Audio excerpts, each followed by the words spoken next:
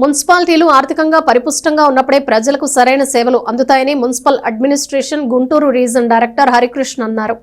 Municipal administration Guntur region director Harikrishna గురువారం సాయంత్రం Tenali municipal కార్యాలయాన్ని సందర్శించారు. అధికారులతో సమావేశం, ఇంటి పన్నుల వసూళ్లపై సమీక్షించారు.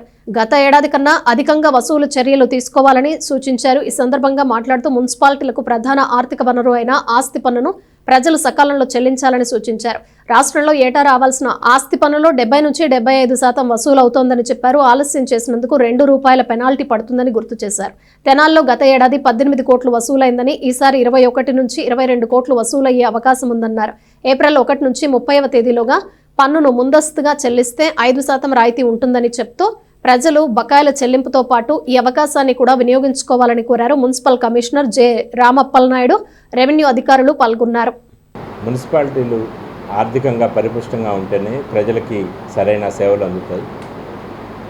మున్సిపాలిటీలు ఆర్థికంగా బలంగా ఉండాలంటే ప్రధానమైన ఆర్థిక వనరు ప్రాపర్టీ ట్యాక్స్. ఈ ఆస్తి పన్ను అనేది ప్రతి సంవత్సరం 70 నుంచి 75% వరకు మాత్రమే వసూలు అవుతుంది. దీన్ని 100% వసూలు చేసి ప్రజలకు మరింత సేవలు అందించాలనే ఉద్దేశంతో ప్రతి మున్సిపాలిటీలో కూడా ఇలా రివ్యూ మీటింగ్స్ పెట్టడం జరుగుతుంది.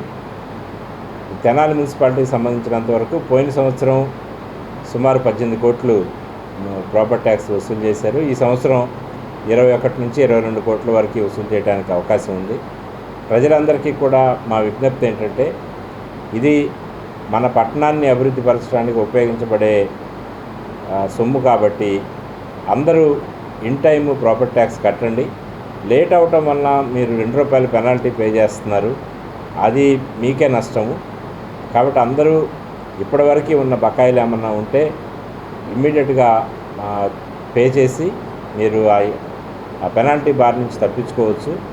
అలాగే ప్రతి సంవత్సరం ఏప్రిల్ 1 నుంచి 30 లోపు కట్టే వాళ్ళకి 5% రిబేట్ కూడా ఉంటుంది. కాబట్టి నెక్స్ట్ ఇయర్ కూడా ఏప్రిల్ నెలలోనే కట్టడం ద్వారా మీకు ఆ రిబేట్ అవకాశాన్ని కూడా మీరు ఉపయోగించుకోవచ్చు.